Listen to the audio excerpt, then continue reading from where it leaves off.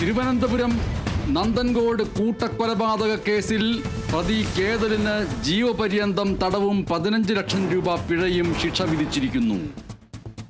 പ്രതി കേഡൽ ജിൻസന് ജീവപര്യന്തം തടവും 15 ലക്ഷം രൂപ പിഴയും ശിക്ഷ വിധിച്ചിരിക്കുന്നു. ജീവപര്യന്തം ശിക്ഷ അനുഭവിക്കണം, വധശിക്ഷ നൽകണമെന്ന പ്രോസിക്യൂഷന്റെ വാദം തള്ളിക്കൊണ്ട് ജീവപര്യന്തം ശിക്ഷയാണ് കോടതി പ്രഖ്യാപിച്ചിരിക്കുന്നത്. 15 ലക്ഷം രൂപ പിഴയും വിധിച്ചിരിക്കുന്നു. സൂര്യഗായത്രി തിരുവനന്തപുരത്ത് നിന്ന് ഈ വിധി പ്രസ്താവത്തിന്റെ വിവരങ്ങൾ നൽകുന്നു. സൂര്യഗായത്രി.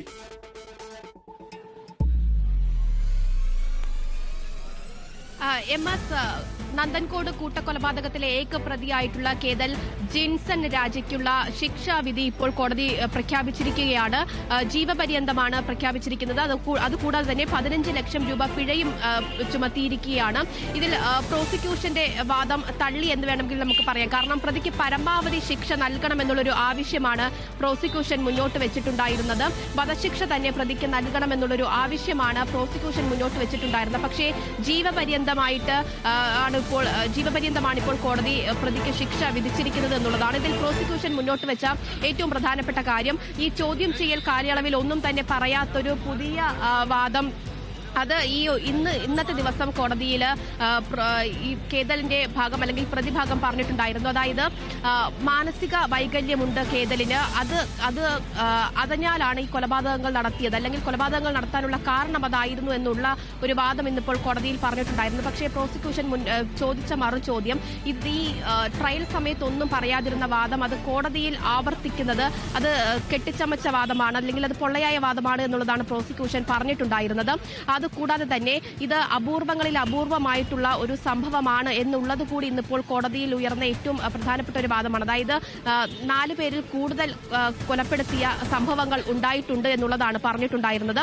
പ്രോസിക്യൂഷൻ നിരവധി ചോദ്യങ്ങൾ ചോദിച്ചിട്ടുണ്ടായിരുന്നു. അച്ഛനെയും അമ്മയെയും സഹോദരിയെയും അതുപോലെ തന്നെ ബന്ധുവായിട്ടുള്ള ഒരു സ്ത്രീയെയും 4 പേരെയാണ് അതിദാരുണമായിട്ട് കേതൽ കൊലപ്പെടുത്തിയിട്ടുണ്ടായിരുന്നത്.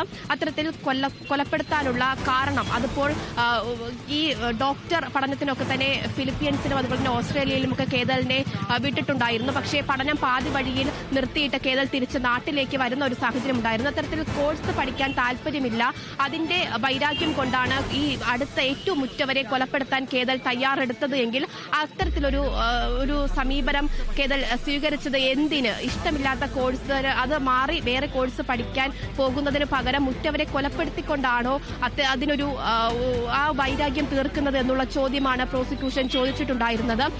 മറ്റ് പ്രധാനപ്പെട്ട ചോദ്യങ്ങൾ ഈ പ്രതി മാനസിക രോഗം അഭിനയിക്കുന്നെന്ന് പ്രോസിക്യൂഷൻ ഇന്നിപ്പോൾ കോടതിയിൽ പറഞ്ഞിട്ടുണ്ടായിരുന്നു. അത് മാനസികാരോഗ്യ വിദഗ്ധനായിട്ടുള്ള മോഹൻ റോയിയുടെ റിപ്പോർട്ട് അടക്കം കോടതിയിൽ സമർപ്പിച്ചുകൊണ്ടാണ് ഈ ഒരു വാദം പറഞ്ഞിട്ടുണ്ടായിരുന്നത്. പക്ഷേ ആ റിപ്പോർട്ട് പൊള്ളയാണ് എന്നുള്ളതാണ് ഇന്നിപ്പോൾ പ്രതിഭാഗം കോടതിയിൽ വാദിച്ചിട്ടുണ്ടായിരുന്നത്.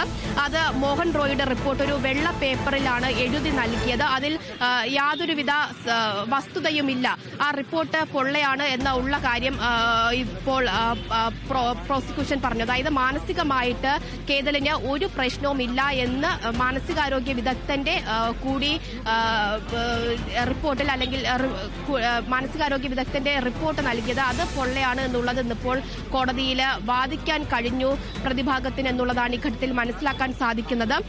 ഈ അരും കൊലയ്ക്ക് ഏറ്റവും വലിയ ശിക്ഷ തന്നെ നൽകണമെന്ന് പ്രോസിക്യൂഷൻ പറഞ്ഞിട്ടുണ്ടെങ്കിലും ഇപ്പോൾ ജീവപര്യന്തമാണ് കോടതിയിൽ നിന്ന് ലഭിച്ചിരിക്കുന്നത്.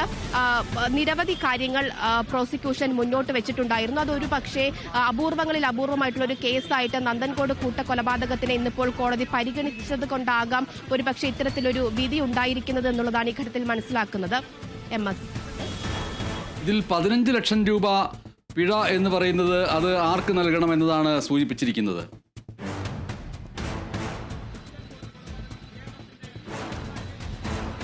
ശിക്ഷാവിധി സംബന്ധിച്ചുള്ള കൂടുതൽ വിവരങ്ങൾ പുറത്തു വരുന്നതേ ഉള്ളൂ. നിലവിൽ ഇപ്പോൾ ശിക്ഷയായിട്ട് ജീവപര്യന്തം തടവും അതുപോലെ തന്നെ 15 ലക്ഷം രൂപ പിഴയും അത് കോടതിയിൽ നൽകണമെന്നുള്ളതാണ് ഇപ്പോൾ നിലവിൽ ലഭിക്കുന്ന വിവരം എന്നുള്ളത്.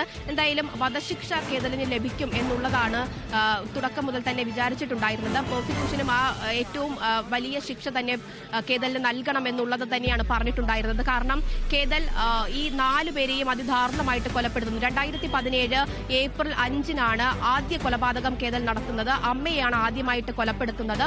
അത് ഇത്തരത്തിൽ താൻ ഉണ്ടാക്കിയ ഒരു വീഡിയോ ഗെയിം കാണുന്നതിന് വേണ്ടി താഴത്തെ നിലയിൽ നിന്നും രണ്ടാം നിലയിലേക്ക് അമ്മയെ വിളിച്ചു വരുത്തുകയും റൂമിൽ വെച്ച് മഴ ഉപയോഗിച്ച് വെട്ടി കൊല്ലുകയുമാണ് ചെയ്തത്.